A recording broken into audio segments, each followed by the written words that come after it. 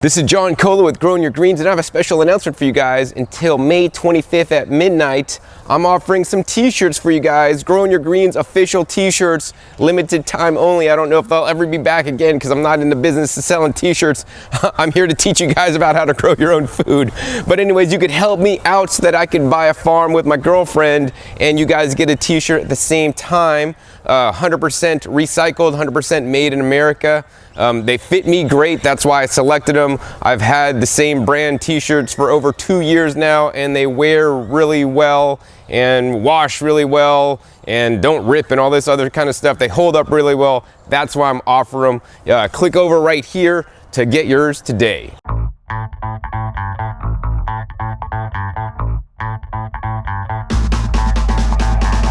All right, this is John Kohler with okraw.com. Today we have another exciting episode for you. What we're gonna do today for you guys, actually do another compilation video. These videos are one of my favorite style of videos to do. It's where I interview other long-term raw foodists and ask them questions that you may be wondering about. Like in this episode, we're gonna ask them, what percentage raw are you and what percentage of raw do you recommend for others? So in this episode, I'm going to interview 9 of my friends who've been doing raw foods for a long time. Some of them, many popular YouTube personalities, and other friends of mine that I've known for many years now. And we're going to find this out. And then at the end of this video, I'll be answering the question myself and sharing with you guys my opinions on this topic. So without further ado, let's get into the clips. So now we're here with Kristina Carillo-Bukram. She's been in fully raw vegan diet for the last 9+ years now, and you can learn more about her at fullyraw.com. Today we're gonna ask her some questions. What percentage of raw foods do you eat, and what percentage of raw foods do you recommend to others? I eat 100% raw food diet, and I recommend as much raw food as they can fit into their day. I typically recommend 1 to 2 fully raw meals a day for people who are really trying to do this. Because, I mean, when we're at the Woodstock Fruit Festival, it's really easy. We're served 3 raw food meals a day, but when we go home, it can be a little bit more challenging. I personally go all out and just eat fully raw all the time because for me, it's easier just to eat fully raw all the time rather than try and mix it up so much. For me, it's more complicated to have to cook a meal because it takes more time, or to scrub my pots and my pans, but eating fully raw is just so easy. Like, and I have my routine. Once you get into a routine of, you know, juice in the morning, smoothie or mono meal in the afternoon, salad at night, you just know. And once you get in your routine, it becomes like clockwork. So now we're with Tim Van Orden. He's been into a raw foods diet since 2004, so that's like 10 years at this point. I admire Tim, look up to him a lot. You can learn more about him and his work at runningraw.com or his YouTube channel, Running Raw. What percentage of raw foods do you eat yourself and do you recommend to others? When I was competing with Running Raw, I was 100% raw for 7 years because it was an experiment for me. It first started out as my own personal health transformation, but then it became an experiment. What can I do on a 100% raw vegan diet? So if I'm not 100%, then that experiment has no value. So I was 100% for 7 years, and then at the end of the 7 years, I had accomplished what I wanted. I won 10 U.S. championships, and I thought, okay, hopefully that's enough data for people to look at and say, well, the diet clearly works. Look at what this guy did. And then I gave myself a little bit of flexibility. What I say now is I'm 100% raw 95% of the time. Which means that, do I feel better when I eat 100% raw? Absolutely. Do I always strive for that? Absolutely. But are there times when I'm in a situation, socially or otherwise, where I don't have that option? I'm an athlete, so I have to eat. You know, I can't fast. Some people say, well, if nothing is available, fast until you... I'm an athlete, I can't do that. I have to make sure I have the energy. So, okay, well, what do you have? Okay, you got some steamed broccoli and some rice? I'll have that. Okay, I can do that. That's fine. You got some potatoes? Great. Steamed sweet potatoes are much better. I always go for the sweet over the regular. I'm not a big fan of regular, but sweet potatoes, good stuff. So yeah, every now and again, I will have some kind of steamed or boiled. I never go beyond that temperature. Because once you get above, you know, like 250 degrees Fahrenheit, you start producing toxic compounds. Boiling and steaming, relatively safe. You degrade the nutrition a little bit in some of the veggies. But, you know, do I feel best when eating 100% raw? Yeah. So, but I also give myself that flexibility. So now we're here with Dr. Samuel Mielcarski. He's been into the raw foods for the last 15 years, and you can learn more about Dr. Sam at drsampt.com. And we're going to ask him a simple question today. What percentage of raw foods do you eat yourself, and what percentage do you recommend to others? Well, I personally, it'd probably be technically classified at like 99 point something %, because people are going to get technical about, oh, well, it's cashews, or this was slightly processed, so it's not raw. Okay, so the intention is to be raw pretty much all the time. And you know, I've run experiments in my lifetime where I said, well, what would happen if I ate some cooked food? Because some people say they eat it and they get sick, and I'm like, well, what if I had to? You know, what would happen to me? You know, and so you try some steamed broccoli. Nothing happened to me. I felt fine, actually. I prefer raw food because it's easier and it's more convenient, and I feel better. But I can't say I felt bad, including trying that experiment.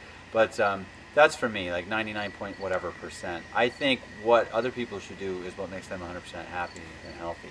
So what I do believe is this: 100% raw food diet may not be for everybody, but 100% of the people could benefit from eating more raw food in their diet. So now we're with Chris Kendall. He's been raw for 10.5 years now. You can learn more about him at therawadvantage.com. The one question that we have for Chris today is, what is the percentage of raw foods that you eat? I'd say 99.9, you know, besides the olives on an odd occasion, or maybe some nuts that maybe weren't perfectly, you know, dehydrated at a low temperature that it says raw on the package, or if I go to a raw restaurant and they sneak something weird in there, like some oil or some nomashayu, which I don't use in my own kitchen ever, so I go to a raw restaurant once or twice a year. I can pretty honestly say probably 99 to 99.9. Today we're with Matt Monarch. He's been into a raw foods diet for the last 17 years, and you can learn more about him and his internet online superstore at therawfoodworld.com. The question for Matt today is, what percentage of raw foods do you eat, and what percentage do you recommend to others? I know I'm in danger zone here with John Kohler, because if I say 100%, he's going to be like, no, it's 99.9%, right? Because, you know, I just had the meal here last night, so is that 100% raw when they say it's 100% raw? Probably not. So we'll say 99.9. I eat a 100% raw food diet, you know. And these little things that when we do raw food restaurants, you know, I mean, it's, you know, raw food I feel is just a label. And it's all about how damaging is it to the human body. For example, I was eating gelatinized maca, which is not in its raw state. Right. And it's like a lot easier on my body compared to regular maca, because it's broken down more, and it takes out that nasty enzyme. But also, if I were to take, like, you know, kale chips or something like that, I feel like that is more harmful in my body than like this cooked product, gelatinized maca, or something like, you know what I mean? So it's all about what's damaging to the human body versus what's raw versus not, from my perspective. And what percentage do you recommend to others? Well, I generally recommend to eliminate processed foods completely and either do a raw food diet or a cooked whole foods diet. I'm big time into helping people who are in the mainstream, and generally a raw food diet would be too extreme for them. So the majority of the people I usually recommend a cooked whole foods diet, and with as much raw as they're willing. Right. So now we're here with Megan Elizabeth. You can learn more about her at meganelizabeth.com or check her out on YouTube at Easy to Be Raw. She's been into raw foods now for the last 6 years. And the question for Megan today is, what percentage of raw foods do you eat, and what percentage of raw foods do you recommend for others? I would say, like, I eat 100% raw 99% of the time. There's like stuff that I eat, like freeze-dried things when I'm traveling, like fruits and vegetables that are technically not raw. They've been like flash cooked and stuff. And when I'm traveling, I'll drink pasteurized juices, like orange juice, just because it's like a really simple thing that I can get at the airport. And for me, I got into the raw food diet because I was trying to reduce stress in my life and on my body. And I feel like if I'm under eating, just because I can't get 100% perfect organic raw food, that can be more stressful to me sometimes. So I try not to stress out about it, and that's the biggest thing. I just look for the best option in the situation. And I recommend for others to eat as much raw food as they need to feel their best. And no more and no less. You know, if you're not enjoying it, or you feel fine not doing 100% raw, like, you know, do it as long as you can. And then, you know, when you feel like you need to eat 100% raw, like, listen to your body and go for it. So now we're with one of the godfathers of the whole living foods movement here in the US. He actually wrote a book, Survival in the 21st Century, that's like a classic. And I'm glad to have him on the show. You know, he's pretty hard to get a hold of these days. And he's been doing a raw, enzymatic, live food, vegan diet now for the last 50 years. So he's been doing this stuff a long time. He definitely knows his stuff. If you want to learn more about Viktoras Kulvinskas, you can check him out at Viktoras.org. So the question I have for Viktoras today is, what percentage of raw foods do you eat, and what percentage do you recommend to others? Overall, most of the time it's 100% of the dietary is raw foods. Occasionally I'll include some cooked like beans or squashes or soup, but primarily, and whenever I do, I make sure that I take extra enzymes and have kimchi, have sauerkraut as a way of supporting the digestibility of such foods so that it doesn't create any stress on my not only digestive but also immune system function and metabolism. So best, you know, for the individuals, what you do is you think in terms of, you know, like making a transition. Wherever you are in the mainstream, you might be still a meat eater, or you might be, you know, vegan or vegetarian, and the whole idea is to try to increase the volume of raw meals, especially the green big salads, the sprouts. And the sprouts are the most powerful foods of regeneration, and making them a part of every one of your meals, breakfast, lunch, and supper. So either soaked seasoned nuts and or fermented foods by way of sea cheeses, the morning meal, and also including greens, especially baby greens. The more immature plants you eat, the healthier you become. So as much as you know, you continuously increase as you become more emotionally stable, because you know, one of the major reasons that we have an addiction to cooked food is that it's comfort food, as people clearly say, and what it does is sedates the emotional issues that we are continuously anchored in the past, and which is traumatizing us. It's like a horror show that comes on, and as soon as we pop some corn in our mouth or munch on something, any kind of munching, we feel much calmer, satiated, and we're able to handle that past stress. The whole idea is get over it, fast, do tapping, get into all kind of exercises, anything to keep us paying attention to the past. The more you will pay no attention to the past, it'll disappear as an emotional time bomb, and it'll be just memories that have no value other than history that you can learn from and move on, instead of having emotional time bombs. So it keeps you in the area of feeling very comfortable and delightful on raw foods. During the days when I was a walking emotional time bomb, because I've had very traumatized childhood, from violence to having my leg cut open, my grandmother sewed me up, I'm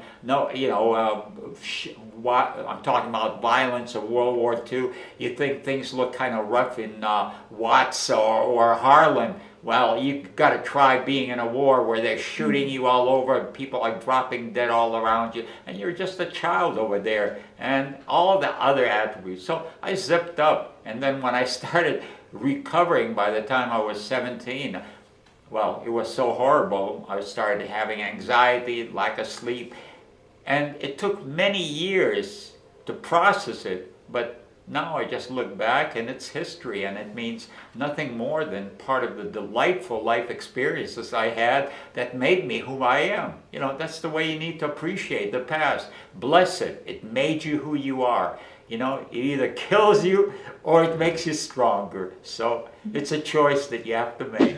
All right, so we're here with Dan McDonald, the Life Regenerator. You want to check him out for sure on YouTube at Life Regenerator.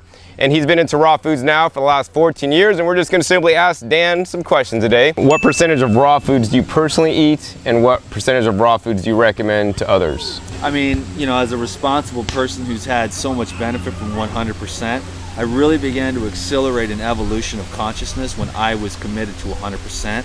I had to bring in fat to do that, because when I was not eating fat, I was just, no matter how much carbs I ate, when I wasn't focusing on fats and minerals, I was just hungry and emaciated and unstable and ungrounded. The fat allowed me to stabilize, and now that the fat is bad label is off and I've saturated my body with healthy omega-3s like hemp, avocado, and coconut, I'm much more stable, lubricated, more filled out, and now I'm able to live on a non-fat diet, at least for periods of time, and still stay stable. So I eat 100% raw, and I recommend, you know, I decided 100% raw 14 years ago, and it took me 12 and a half years to get there. But I knew that that's what I wanted because it made so much sense to me. And if something makes sense, I want to find out, is this true or not? For me, 100% raw is, without a doubt, you know, without question. I would rather eat, you know, I would rather eat raw fat than cooked carbohydrates, you know? So that's just me. I like raw fats, living foods. I think that my experience has been that cooked food, because it's denatured, demineralized, and the cell walls are bursted open, and it turns into, it's very mucus forming when those things are cooked like that. I mean, to fatten up the hogs, they feed the hogs cooked potatoes. But the thing is, it's just devitalized food, and the way that my bloodstream and brain respond to it is not beneficial. I've looked at this many, many times, going from 6 months 100% raw to even a couple of baked potatoes. You know, I'm not against cooked food if that's your transition phase. But I think there's better ways to transition now with these transition recipes that are 100% raw, where the nutrition is not devitalized in the nuts, the seeds, and there's even sprouted grains. Quinoa is amazing soaked and sprouted. Soaked nuts and seeds, avocados, coconuts, fruits, vegetables, and some of the transition recipes, I think, just from the angle I want to come at, because I want to promote 100% raw. That's where I want to live.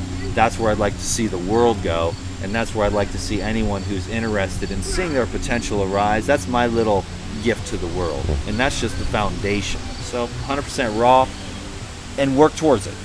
Become a raw foodist, because you already are. And every animal that's living in nature is 100% raw food animal, organism. I mean, all living organisms are raw foodists except the humans. And they're just confused. They're a confused mess. They don't really even see. They think they see, but you know that that person is not seeing, you know, as much as they could if they were to have some type of awakenings. So now we're with Don Bennett, D.A.S. He's been into a raw foods, fruit-based diet for over 20 years now. He's definitely a wealth of knowledge, and if you want to tap some of that knowledge, you're going to want to check him out at his website, health101.org. What percentage of raw foods do you eat, and do you recommend that others eat? Well, that kind of depends on how healthy do you want to be. We all have a health potential. We can't quantify what it is, but we all have one. That's the weird thing about it. We all have one, but with no way to know what it is, or even if you've ever reached it. So it depends, how healthy do you want to be. The healthier you want to be, the more raw fruits and vegetables you need to eat. So if you care about having optimal health, which is defined as the best health your DNA will allow you to have, well then it's a no-brainer. The answer is, science says, and logic says, it's got to be the diet you ate hundreds of thousands of years ago, which was all raw. And the things that you can eat all raw, the fruits and the vegetables, things that are delicious and that are good for you.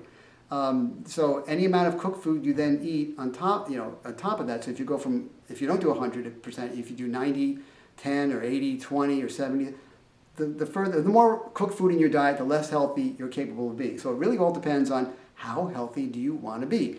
There's a difference between thriving and surviving. You're only going to thrive, which is pretty much a guarantee of no diagnoses of serious diseases, if you eat the diet you're designed to eat. And we're not designed to eat cooked foods, period. End of discussion. All right, so you guys almost made it through the whole video. Now I'm going to answer my own question. My name is John Kohler, and I started a raw foods diet back in 1995. So this is my 21st year now that I'm going into it. And in my diet, I'm at 99.9% raw and living of the foods that I eat. So what's that other 0.01%?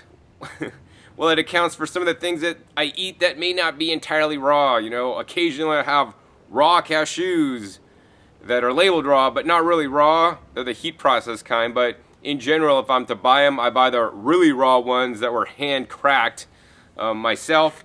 And then the other portion of the small percentage that I eat that may not be raw is things like dried fruits and other nuts and seeds that may be labeled raw but aren't processed at a temperature below what I would like to see. Also things like herbs and spices. You know, I buy dried herbs and spices when I don't have them in my garden, and I like to add that because it makes the food taste good, so I'll eat more of it. And I'm not eating more herbs and spices, I'm eating more plant foods, more fruits and vegetables that I spice up that taste amazing, and I can't stop eating. But yeah, herbs and spices and other 100% whole plant food products that may have been heat processed that I'm not aware of, right? Now, as much as I have this small percentage of things that aren't raw that I eat, you know, I do want to go into more about the raw foods that I eat specifically, because that's what's really important to me.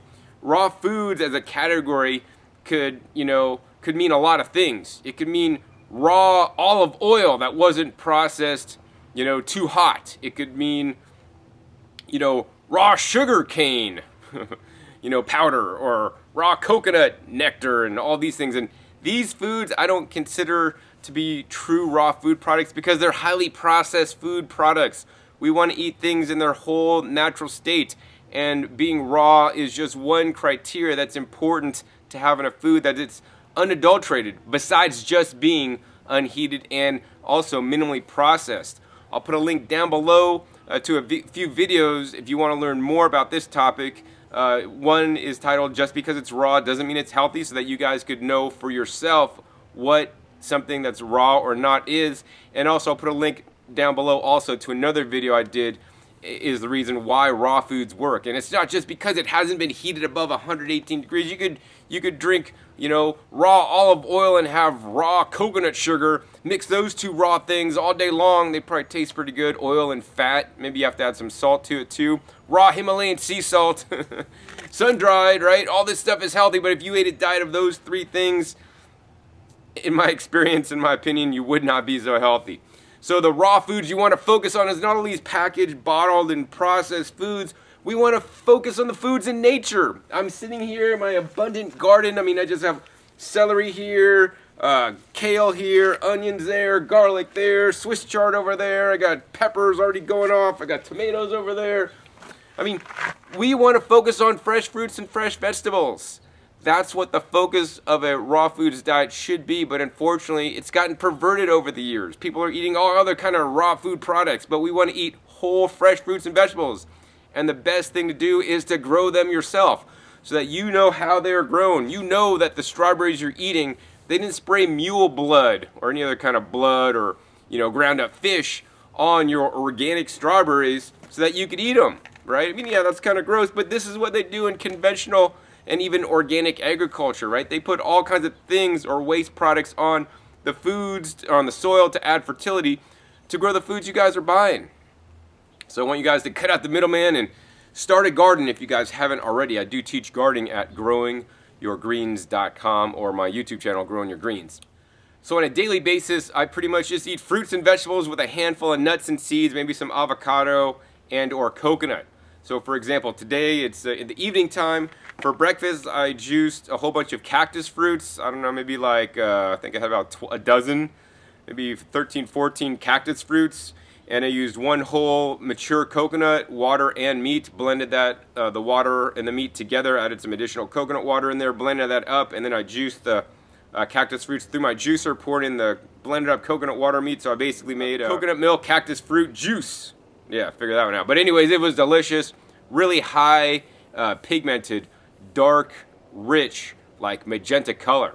And that's another thing I want you guys to focus on. Besides focusing on whole, fresh fruits and vegetables, I want to encourage you guys also to focus on phytonutrient and antioxidant-rich foods. This is another thing that I've really gotten into lately, because when I first got into raw foods 21 years ago, there wasn't all the research and data that we have now. And I like to stay up to date and current with what I'm learning and throw the dogma out the window, but take in all the new stuff and new information that can help me and also help you guys be healthier. And that's by eating antioxidant rich and phytonutrient rich foods. You want to eat nutrient dense foods, foods that have the most amount of, phytochemicals, phytonutrients and antioxidants and all these amazing plant compounds that the plant makes for itself to defend itself from nature, whether that's chlorophyll or zeaxanthin or lutein or lycopene, isothiocyanates, all these amazing properties in the plants. And here's the tip. You know, any food that has a nice rich color is going to have these items, but the darker the color of the food, the healthier it's going to be. So instead of just grabbing like orange carrots, grab those purple carrots. Actually, this morning I was out shopping Trader Joe's and they sell these rainbow carrot packs. And I sat there at the display where the Trader Joe's had all the carrots, and I went through every pack. They must have had maybe 30 on the display. I went through all of them, and I picked the 3 packs that had like all the carrots in there were the dark purple ones, except for maybe 4 or 5 carrots, right? And I got those because those are way more beneficial than eating the standard, you know, yellow carrots or the orange carrots, the dark purple carrots, right? Then anyways, I did some gardening today and worked out in the sun, and then later on, actually just before I started making this video, I had a green juice. So in my green juice, actually I had the celery that was sitting right here. Now there's a couple left in the bed. I harvested the whole head, kind of like this. Actually, I cut off the leaves because if you juice the leaves, they kind of taste nasty when you grow your fresh celery yourself. They're really strong. So I juiced that. I juiced like 2 heads of lettuce as well as some Swiss chard. Well, that was in the other bed over there, along with 1 whole pineapple. And I cut off the skin of the pineapple. And this made about 55 ounces of juice approximately. So those are my first 2 meals. I basically had fruits and vegetables, right? Now my dinner meal today, I might make a salad or something, maybe a lettuce salad with like some tahini-based dressing. I might do that, or I might get kind of lazy and then I might feel like eating some fresh-made guacamole with some cilantro out of my garden, some onions out of my garden, and some other seasonings. And then I'll dip in maybe some peas, whether that's out of my garden or I got some also organic sugar snap peas from Trader Joe's today. And that might be my dinner as well. I'm not really sure what I'm going to feel like. But as you guys can see, basically my diet consists of fruits and vegetables, you know, majorly. Yeah, I mean some fats and stuff and like that. But if we eat the majority of our diet fruits and vegetables, we're going to get a lot of carbohydrates. But more importantly than just focusing on the carbohydrates, I want you guys to focus on the phytochemicals and the phytonutrients. This is what I strive to do at every meal. Every meal that you guys eat is an opportunity. It's an opportunity to increase your health or decrease your health. And you guys have the choice every meal, and we're not told this. So I really like to juice because that allows me to basically get the nutrition in from the plants without having to chew them. So I mean, I could sit here and I'd still probably be chewing 2 heads of lettuce, a big head of celery, and my Swiss chard, and then eating 1 pineapple on top of that. That probably it doesn't taste so good because it wasn't maybe optimally ripe and would have burned my tongue due to some of the enzymes in there. Not too fun. So I just juiced it, and it was just simple and super delicious to drink, right? So yeah, I really want you guys to focus on fresh fruits and the fresh vegetables and high antioxidant ones. So what I recommend for other people is I recommend that people should eat a minimum of 80% of their diet in fresh fruits and fresh vegetables that are in their minimally processed or unprocessed state. You know, based on the information that I've learned, the fruits and the vegetables, they're the best foods on the planet. And as you guys just heard, I mean, the majority of my diet are fresh fruits and vegetables. But I don't expect everybody to live on fresh fruits and fresh vegetables like I do. I mean, I've been doing this 21 years. I love it. And if I try to eat things that maybe aren't fresh fruits and vegetables, whether I eat at a raw food restaurant or something like that, I just don't feel as good. I'm not high on life. I don't have the energy that I do. I feel like more depressed and not quite as happy and all this kind of stuff. And I think that most people could vastly benefit from eating more fresh fruits and vegetables in their diet. And 80%, I think that is an achievable number. You know, you could have maybe like a raw fruit and vegetable based breakfast and a fruit and vegetable based lunch, whether you're having a salad, eating some fruit, making a green smoothie, making a fruit smoothie, or whether you're going to make a green juice like I did today. That's easily 2 out of your 3 meals. So you're almost there. And then along when you eat your dinner, yeah, have some whole plant-based foods, whether they're cooked or raw, but also be sure to eat, you know, a raw salad, a little small side salad, or a raw soup, a blended soup up, you know, at dinner time. I mean, I only advocate this style diet because I believe You know, all these plant foods have all these beneficial nutrients in it that will ward away disease, as the medical journals are proving, you know, day in and day out as the new research is emerging. And I want to have the most amount of these protective qualities in me, and by, you know, basically eating this much fresh fruits and vegetables, you're crowding out the other stuff you're going to eat. So I personally don't consume animal products, meats or dairies or things like this. And I, you know, don't recommend that people do that either. I don't think that's like, those aren't like the best foods to eat. I mean, animals, they're concentrators, you know, so you could eat a cow, but then you're eating what the cow ate. And in most cases, the cow ate a ton of corn and soy that are genetically modified. Also, you know, maybe if they're free range, they're eating a lot of grass. Well, I would rather eat the grass than eat the cow, because the grass has a lot more phytonutrients than the cow does. And it's a lot healthier to you for you for many other reasons as well. And of course, you want to get rid of those processed food products, anything in a can, bottle, jar, package that's been, you know, basically processed out of its whole state. You know, if you want to eat some beans, eat some rice, hey, great. Buy the whole beans and rice, cook them up yourself, and enjoy them. You know, have a baked sweet potato, that's cool. But you know, the processed foods, they start adding all these chemical preservatives, which may be leaching trace minerals out of your body. They may be adding high levels of salt, and it's just really not good for you. Now, I know you might be thinking, John, 80% of raw foods, man, that's a lot of raw foods to eat. I mean, it's not natural, you might be thinking. Well, I eat 99.9% raw, but here's the thing. You know, as much as cooking, based on my research, made us human, right? And that was able and allowed us to get more calories in so we could evolve our brains and have bigger brains than all the other creatures on the earth and be smarter and all this kind of stuff. Well, I guess smarter is maybe up to debate. And as long as, you know, we figured out how to cook and it made us human, you know, we were designed to eat plant-based raw foods. I mean, we don't have canines, you know, and teeth like my dog or my cat, which, you know, are more carnivorous than we would ever be. And we were designed to eat the fresh plant foods. We have teeth, you know, that are meant to like grind and chew, and that's another big challenge. People don't grind and chew their food to a mush like they should be, and that's why I really like the juicers and the blenders that allow me to do that and save a lot of time. So I have to sit here and still be eating my my lunch meal, which was the juice today. And yeah, you know, there's some raw foodists that say cooked food is bad, it's poison, don't ever do it. And I don't want to be like, that's, to me, that's like dogma. And I might have believed that, or I probably did believe that when I started raw foods 20 years ago now. But nowadays I know more than that, and I've gotten a lot smarter. And there's definitely, certainly cooked foods that are quite toxic, and I do not recommend you guys put those into your body. You know, things like fried foods. Those are absolutely the worst. Get those fried foods out of your diet, you know. Baking your foods at high temperatures, you know, or broiling them or whatever, you know, in the broiler in your oven, cranking it up to like 400 degrees. That's not really a good way to cook your food, in my opinion, either. And neither is microwaving. The best ways would be low heat cooking methods. So boiling, steaming, pressure cooking, or even a new technique coming out these days called sous vide, or things like slow cooking. Those are the best ways to cook if you want to cook your whole plant-based foods, which is what I recommend. But otherwise, you want to eat fresh fruits and vegetables, because it's been shown that they have higher levels of phytochemicals and phytonutrients, these antioxidants that are so important for us. They keep us young, they help ward off disease, and when you start cooking your foods, you destroy these. Now, are they entirely all destroyed?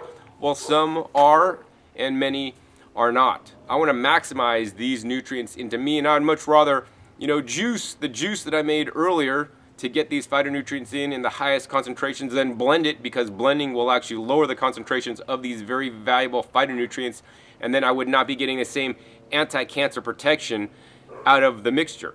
Likewise, if you cook the food, right, you're going to lose some of these phytochemicals and phytonutrients. In the case of if you're cooking broccoli, kale, cauliflower, and cabbage, if you're cooking it whole, and then you're basically not going to get any cancer-fighting effect. There's enzymes in the cruciferous vegetables that need to be activated while they are in their raw state. And if you cook them first, you lose the enzyme, so then you won't have the anti-cancer food. So for example, if you guys buy frozen kale or broccoli, you know, in a package that has been blanched and then put in the frozen package, right? You're not going to get the same level of anti-cancer effects as if you bought the fresh kale or broccoli, cut it up, and then cooked it yourself, right? So yeah, very important. There's all these little minutia details to remember, and that's just why I recommend eating an 80% fruit and vegetable based diet. And if you guys can't do that, I don't really care. This is what I recommend for people. And if you can't do that, do 75, do 65, right? But the more, the better, right? You're thinking, John, how do I get that level of raw fruits and vegetables in me? Well, I mean, the easiest ways are, number one, juice. Juicing allows you to take a big volume of fruits and vegetables and concentrate it into a much smaller format. So for example, 5 pounds of carrots could be compressed down into just 5 cups of juice, like a quart, you know, maybe a quart of juice that you could easily drink in one meal. Now you got 5 pounds of carrots in you, and carrots are actually anti-cancer. There's studies that show that. Another way I would recommend to get more fruits and vegetables in you is to blend. Now, while I like juicing better than blending, and I'll put a link down below if I remember, to a video I did on why juicing is superior to blending for, you know, anti-cancer and higher levels of antioxidants, right? I think blending has a place because some people won't juice because it takes too long, it's too much of a pain in the butt to clean, whatever reason. So, I mean, at least if you're eating fresh fruits and vegetables in a blended smoothie, that's better than not eating them all at all, right? And so that's another way you could concentrate them to get those into you, the fruits and vegetables. Very important. Last way, of course, is just snack on fruits and vegetables, right? Snack on fruits and vegetables. Super simple, super easy. You know, I bought 4 pounds of organic strawberries today. I'll be eating those over the next 2 days. I got over 1 pound of organic blueberries. Open the package up and just eat them. They're delicious, man. Why would you even want to cook like fresh strawberries or fresh blueberries? Like, that's just beyond me. And you would lose a lot of the phytochemicals and phytonutrients if you did that. So yeah, just have a snack of fruits. Fruits are really good food, and then people, but John, fruits got the fructose, man. They got the sugar. Well, let me tell you, I'm MC Fructose on the beat, and I'm going to tell you why the fruits is so good for you. All right, no, seriously though, the fruits are, while they do have fructose, glucose, and sucrose in varying amounts, these are all relatively low, and the sugar in the fruits is just one of the many components of a fruit. You know, fruit contains the most water. They're mostly water. They also have phytochemicals and phytonutrients and fiber and vitamins and minerals, as well as the sugar and the amino acids. I mean, they're full of a lot of different things. And when we start separating these things out and remove the water to have dried fruits, or we remove, you know, the fiber to have a juice, you know, then it gets more concentrated, right? So eat your fresh fruits whole or blend them, and they're fine. I mean, if I had diabetes, I can tell you this. If I had diabetes, I would definitely be eating fresh, whole fruits. Yeah, especially the ones that are high phytonutrient and phytochemical rich. Now, I probably wouldn't be eating a lot of like dates and bananas, but I would be surely eating the high phytonutrient and phytochemical rich fruits and vegetables, or especially the fruits like the cactus fruit, big anti-inflammatory fruit, in my diet, because I believe they can only help, as there's emerging research showing as well. So there you have it. This is what 10, including myself, people, what percentage they eat raw and what percentage they believe you should eat raw. Now, just out of curiosity, I want you guys to post down below who had your favorite answer, right? Who had your favorite answer? I'm just really curious about that. You know, all of us are here to encourage the world to eat more fresh fruits and vegetables, and we all do it just a little bit differently. And there's nothing wrong with that. And, you know, it's just so sad that in this day and age, so many people are not promoting fruits and vegetables when they are, by research, the best foods on the planet. So if you didn't learn anything else in this episode, learn that you need to eat more, because most Americans are simply not getting their 5 to 9 servings of fruits and vegetables a day. That's all right, because I eat probably 20 to 30 servings of fruits and vegetables a day, and I'm making up for their slack. And I'm also, you know, getting the health benefits by remaining fit, trim, and healthy, boundless amounts of energy, and strong immune system. So anyways, if you enjoyed this format, hey, please give me a thumbs up to let me know. Also be sure to click that subscribe button right down below to be notified of my new and upcoming episodes I have coming out about every 5 to 7 days. And be sure to check my past episodes. I have over 450 episodes on this channel. Share with you guys all kinds of knowledge so that you can advance your plant-based raw fruit and vegetable diet to the maximum, to have the maximum amount of health, energy, and wealth. So once again, my name is John Kohler with okraw.com. We'll see you next time. And until then, remember, keep eating your fresh fruits and vegetables. They're always the best. All right, this is John Kohler with okraw.com. Today with another exciting episode for you, and we have a very special interview for you guys today. We got my friend Dr. Rick Dina, who's been on a raw vegan diet now for 29 years.